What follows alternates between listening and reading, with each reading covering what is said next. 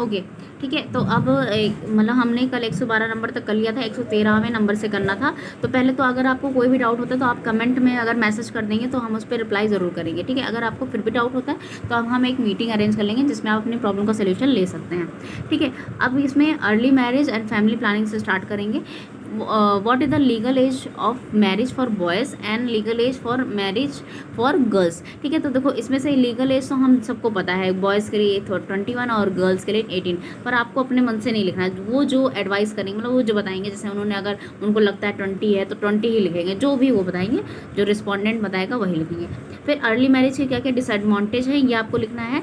तो मतलब जैसे कि इसमें से आप ढेर सारे पे टिक कर सकते हैं, जैसे साइकोलॉजिकल एंड इमोशनल स्ट्रेस, मतलब इमोशनली आप परेशान होते हैं या मेंटली आप डिस्टर्ब हो जाते हैं। फिर उसके बाद में कॉन्ट्रैक्टिंग सेक्सुअली ट्रांसमिटेड डिजीजेस, जो सेक्सुअली ट्रांसमिटेड डिजीज होते हैं, जैसे एड्स हो गया, है ना, आप जानते ही होंगे, एड्स हुआ और गोनेरिया हुआ, सिफिलिस हुआ, ये सारे रोग जो होते हैं वो सेक्सुअली ट्रांसमिटेड होते हैं, ठीक है। तो अगर मतलब ये बढ़ने के चांसेस बढ़ जाते हैं, पर मुझे नहीं लगता कि उन लोगों को इतनी नॉलेज होगी, फिर भी आपको उनसे पूछना है। फिर कांट कंसीव करने वाला प्रेग्नेंट नहीं हो सकती हैं। फिर delivery of pre mature baby, मतलब डिलीवरी किसकी हो जाए, प्री मैच्योर बेबी की हो जाए, मतलब 7 मंथ में ही डिलीवरी हो जाए।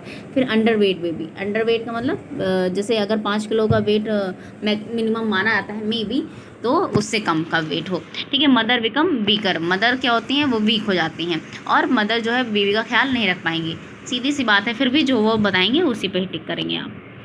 फिर what are the family planning method that you are aware of, कौन कौन से फैमिली प्लानिंग के मेथड होते हैं। फैमिली प्लानिंग का मतलब कि जैसे कि हमारे दो वाला सिस्टम चला था ना, तो मतलब जैसे कि स्टॉप करने का क्या तरीका हो सकता है, इसमें से आप किसके किसके बारे में जानते हैं, क्या करवाया ये नहीं, क्या किसके बारे में जानते हैं, ये मेनली ये है। तो male sterilisation, male condom, female sterilisation, IUD, PPIUD, probe about women IUD, और फिर ओरल पिल्स, फिर इंजेक्टेबल, फिर इमरजेंसी पिल, फीमेल कॉन्डोम, फिर cycle beads, standard days method, rhythm method.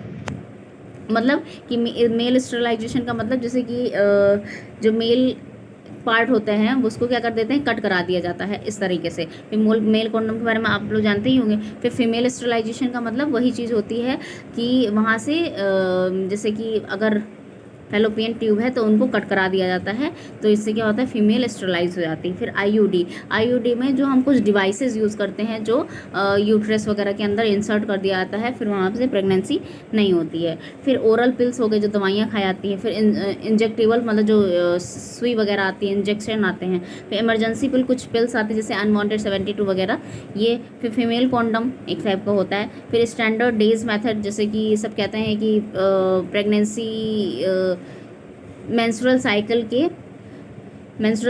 के 10 दिन बाद और मेंस्ट्रुअल साइकिल के 10 दिन पहले का टाइम जो होता है वो प्रेगनेंसी कॉज नहीं करता है, इस तरीके का कोई सीन होता है। तो इस तरीके में अगर है मतलब आप जानते हो तो आपको टिक करना, नहीं तो नहीं।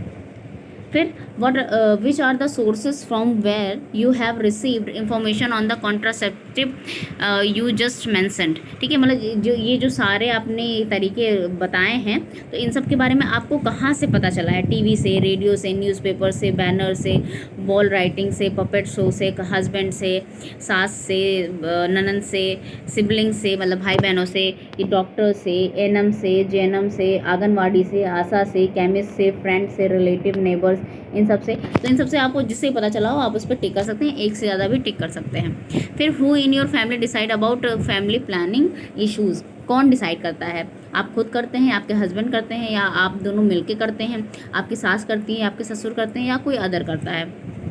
Was your last pregnancy plan, क्या आपकी जो लास्ट प्रेगनेंसी हुई थी क्या वो प्लान्ड थी, आपने मतलब प्लान करके किया था कि ऐसे ही। फिर सम क्वेश्चंस हैं जो हेल्थ स्कीम्स चलाई जाती हैं आजकल, क्या बोलते हैं उसमें, विलेजेस वगैरह में, उसके बारे में है।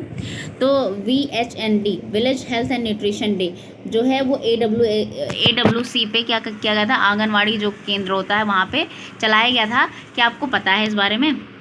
फिर क्या बोलते हैं, आपके विलेज में भी ऐसा है जहाँ पे आपके राशन, जो टेक होम राशन, ये वाला जो स्कीम है वो चलाया गया है।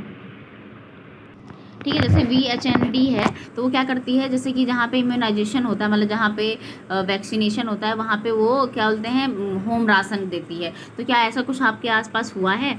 हाउ फ्रिक्वेंटली इट ऑर्गेनाइज, कितनी मतलब फ्रिक्वेंटली होता है? हफ्ते में एक बार होता है, 15 दिन में एक बार, महीने में एक बार, या फिर बहुत सारे महीने में एक बार होता है? When did you attend this last time, किस लास्ट टाइम आपने कब अटेंड किया था?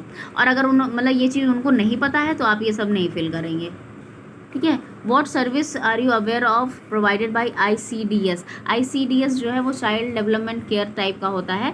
इसमें से आप किसके बारे में जानते हैं, कौन कौन सी यहाँ सर्विसेज प्रोवाइड की जाती हैं? फूड सप्लीमेंट मतलब खाना देने वाला, चाइल्ड न्यूट्रिशन पे ध्यान देना, उनकी काउंसलिंग करना, और चाइल्ड और मदर का वेट करना, ठीक है। या फिर आप नहीं जानते हैं ICDS के बारे में?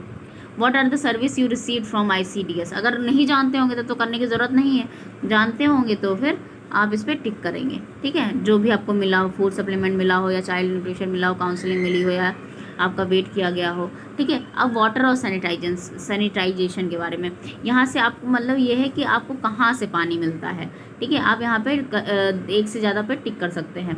फिर do you do anything to the water to make it safe to drink, ठीक है। क्या आप कुछ करते हैं अपने वाटर को सेफ करने के लिए, मतलब साफ़ करने के लिए?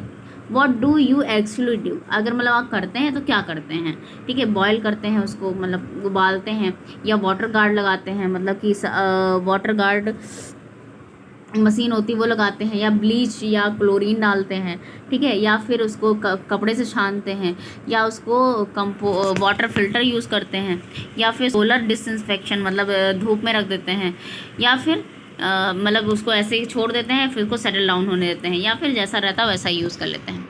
फिर व्हाट काइंड ऑफ, इसमें से भी आप एक से ज़्यादा पे टिक कर सकते हैं। What kind of toilet facility do members of your house hold usually use, इसमें से कौन से आपके पास क्या है टॉयलेट कि हाउस होल्ड के लिए यूज़ होता है? फ्लश है आपके पास, या फिर पिट लैट्रिन है, या फिर कंपोजिट टॉयलेट है, मतलब कंपोजिटिंग टॉयलेट का मतलब जैसे कि जहाँ पे ढेर सारे लोग जाते हैं। फिर बकेट, या फिर कुछ फैसिलिटी नहीं है, आप उस फील्ड में जाते हैं, ठीक है। फिर हैंड वॉशिंग से related, could you please show me where members of your household most often wash your their hands, ठीक है। क्या आपको लगता है कि जो आपके घर में लोग रहते हैं क्या वो हमेशा हाथ धुलते हैं कि नहीं धुलते हैं? आपने देखा है कि नहीं, ठीक। Observe presence of water at specific place for hand washing, ठीक है। Verify checking the tap, basin, bucket, water container और similar object for presence of water, ठीक है। वाटर इज़ अवेलेबल, मतलब जैसे कि जहाँ पे पानी रहता है आपके हैंड वॉश के लिए, क्या वहाँ पानी है, अवेलेबल है? फिर रिकॉर्ड इफ सोप और detergent is present at the specific place for hand wash, क्या वहाँ पे मतलब सोप या फिर कुछ रखा हुआ है? इसमें से आप एक से ज़्यादा पे टिक कर सकते हैं, ठीक है। फिर अवेयरनेस एंड नॉलेज, ठीक है। आपको क्या सेक्सुअली ट्रांसमिटेड डिजीज़ के बारे में क्या पता है? क्या आपको HIV के बारे में पता है? क्या आपको एड्स के बारे में पता है? उनको पता होगा, वही लिखना है आपको। इसमें से जो भी वेज ऑफ ट्रांसमिशन उनको जो पता होगा उसी में लिखाना है। जैसे सेक्स विदाउट क्रोम, ठीक है, मतलब कि involving a relationship without condom. फिर unsafe sex with person have multiple partners, या फिर जिनके पास मल्टीपल पार्टनर्स हों, या फिर अननोन पर्सन, या फिर शेयरिंग निडल्स, जैसे जिनको HIV हो उनकी निडल्स लगा देना, या फिर ब्लड को बिना टेस्ट किए हुए, हो सकता है कि वो ब्लड HIV पॉजिटिव हो, या और प्रेग्नेंट वुमेन से अनबॉर्न बेबी को। फिर मदर से HIV और एड्स से पीड़ित हैं उनको न्यूबॉर्न बेबी को ब्रेस्ट फीडिंग के दौरान। फिर मील, खाना खाते समय, या मॉस्किटो के बाइट से, और या फिर आप नहीं जानते हैं कुछ, इसमें से आप ढेर सारे पे टिक कर सकते हैं। अपने अकॉर्डिंग कुछ नहीं करना है, जो भी रिस्पॉन्डेंट बताएगा सिर्फ आपको वही करना है। What are the ways of transmitted, कौन कौन से वेज हैं? ये अभी सेम अब बताया है मैंने, आप थोड़ा सा देख लीजिएगा, ठीक है। मतलब आप इस कैसे बच सकते हैं, जैसे कि ये है वेज ऑफ ट्रांसमिटर, यहाँ पे कौन से वेज हैं जिससे आप अवॉइड कर सकते हैं? Do you think HIV can be transmitted from HIV positive mother to the newborn baby? वो जो बताएंगे आपको सिर्फ वही लिखना, बार बार ये बात बोल रही हूँ मैं। फिर during which stage of maternity has chance to HIV transmitted, कौन सी स्टेज ऑफ मैटरनिटी पे क्या बोलते हैं HIV फैलने का चांस हो सकता है? During pregnancy, during labour, during breast feeding, या फिर don't know. According to you how can we reduce the risk of HIV transmission to disease from mother से डिजीज़ चाइल्ड में ना फैले, इसके लिए हम क्या कर सकते हैं? या तो बेबी को अवॉइड कर दें, या डॉक्टर्स की एडवाइस लें, या फिर खुद ही दवा खा लें, या फ्रेंड और रिलेटिव की एडवाइस लें, या फिर प्रॉपर मेडिकल केयर करें। Have you heard about ICTC centres? ठीक है, तो मतलब ICT सेंटर्स जहाँ पे मतलब चेकअप वगैरह होता है। ठीक है, तो क्या ऐसे सेंटर्स के बारे में आपने सुना है? किस लिए है वो? ANC के लिए है, HIV टेस्ट के लिए, HIV काउंसलिंग के लिए है, इन्फेंट या चाइल्ड केयर या पेडिटेरियन क्लिनिक के लिए है, या फिर मैरिटल रिलेशनशिप काउंसलिंग के लिए, किस चीज़ के लिए ICTC है, ये आप उनसे पूछेंगे। ठीक है, are you aware of HIV test in ICTC can be available free of cost? क्या ICTC में जहाँ पे मतलब चेकअप वगैरह होता है HIV का मेनली, तो HIV का टेस्ट क्या वहाँ पे फ्री है? ऐसा और नो। ठीक है, जो वो बताएंगे बस आपको वही करना है। ठीक है, काउंसलिंग क्या फ्री है? HIV की काउंसलिंग फ्री है क्या? ICTC में काउंसलिंग सर्विस भी प्रोवाइड की जाती है बिफोर और आफ्टर टेस्ट। तो मीडिया हैबिट का मतलब वही जो मोबाइल यूज़ करते हैं। क्या आप कितने वीक में कितने दिन तक रेडियो सुनते हैं? आपको सिर्फ एक ही पे टिक करना है। फिर कितने वीक में आप TV देखते हैं? एक पे टिक करना है सिर्फ। फिर एक वीक में आप कितनी बार न्यूज़पेपर पढ़ते हैं? एक पे टिक करना है सिर्फ। फिर आप इंटरनेट कब यूज़ करते हैं? एक पे टिक करना है। फिर आप इंटरनेट क्यों यूज़ करते हैं? एक पे टिक करना है। फिर आप क्या मोबाइल फ़ोन के बारे में जानते हैं? सब जानते ही होंगे, पर फिर भी वो जो बताएं वही लिखना है। फिर since you how long you own the mobile phone, आपका मोबाइल फ़ोन कब से है? एक पे टिक करना है सिर्फ। आप किस पर्पज़ के लिए मोबाइल यूज़ करते हैं? सिर्फ कॉल आने के लिए, सिर्फ मैसेज के लिए, रेडियो सुनने के लिए, इंटरनेट चलाने के लिए, पिक्चर लेने के लिए, या फिर सॉन्ग सुनने के लिए, आप प्ले गेम के लिए? ठीक है, और यहाँ से हम रिस्पोंडेंट को थैंक यू बोल देंगे। पर हाँ, कुछ क्वेश्चन बचे हुए थे, वो अभी हम देख लेते हैं। 1 मिनट। ठीक है, तो ये SEC D+E और SEC O+E। ठीक है, O मतलब होता है ऑक्यूपेशन, प्लस E मतलब एजुकेशन। यहाँ पे हमारा D मतलब डेली लाइफ और E मतलब ऑक्यूपेशन। ठीक है, इसको हमको भरना है इसके बेसिस पे। चलिए बताते हैं। ठीक है, यहाँ पे है ये सेक मतलब होता है सोशल इकोनॉमिक क्लास।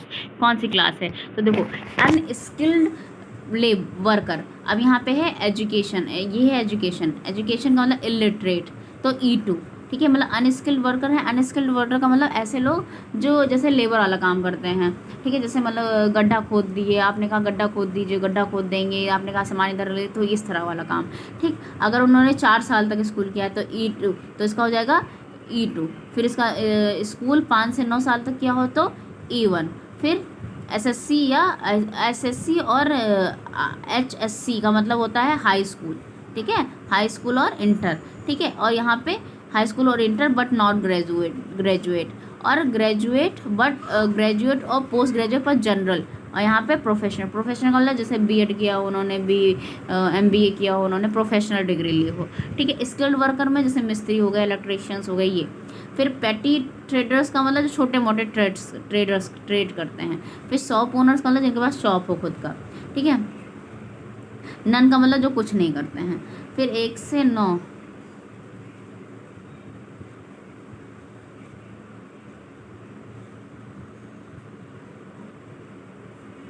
फिर सेल्फ एम्प्लॉयड या फिर प्रोफेशनल। ठीक, तो ये निकाल दे एजुकेशन यही रहेगी, तो जो जिस पे आएगा उस पे आप कर देंगे। फिर क्लर्क या फिर सेल्समैन। ठीक है, फिर सुपरवाइज़र लेवल मतलब जो जहाँ पे सुपरवाइज़र वगैरह हो, CEO वगैरह हो। फिर ऑफिसर्स। ठीक है, और या फिर ऑफिसर्स मिडल या सीनियर। ठीक है, जैसे मान लो अगर मैंने कहा कि क्या बोलते हैं जो हमारे स्किल्ड वर्कर हैं, मान लो हमने कहा कि इलेक्ट्रीशियन और उन्होंने ग्रेजुएट जनरल किया है, तो ये हो जाएगा हमारा B2 हो जाएगा। क्या हो जाएगा? B2। जैसे अगर मैंने कहा कि स्किल्ड वर्कर मतलब इलेक्ट्रीशियन है तो स्किल्ड वर्कर में, और मैंने कहा ग्रेजुएट हैं जनरल हैं तो B2, तो इसका आंसर हो जाएगा B2।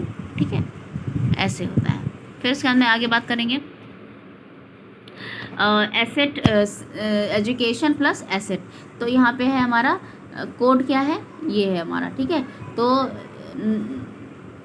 Literate but no formal schooling, मतलब पढ़े लिखे हैं पर फॉर्मल स्कूलिंग नहीं हुई है। स्कूल 5 से 9 साल। ठीक है, और एसएससी एचएससी मतलब वही इंटर हाई स्कूल, ठीक है। यहाँ पे डिप्लोमा किया है पर ग्रेजुएट नहीं हुए हैं। यहाँ पे ग्रेजुएट हुए हैं, पोस्ट ग्रेजुएट जनरल से हुए हैं, ग्रेजुएट हुए हैं पर पोस्ट ग्रेजुएट प्रोफेशनल से हुए हैं, ठीक है। और ये नंबर ऑफ एसेट्स एक दिया है, 2 दिया है, 3 दिया है, 4 दिया, 5 दिया, 6 दिया है, उसी के सामने वाले कोड को लिख लेंगे आप, ठीक है। इस तरीके से आपको वहाँ पे फिल करना है, ठीक है। फिर उसके बाद में और इसके बाद में इंफॉर्मेशन अभी तक इतनी मिली है। इसके बाद में फिर आगे इंफॉर्मेशन आप अपने सुपरवाइज़र से ले लीजिएगा, उनको पता होगा, और उन्हें नहीं पता होगा तो फिर वो आगे पूछ के आपको बताएंगे, ठीक है। इतनी इन्फॉर्मेशन मेरे पास इतनी ही थी। Thank you so much.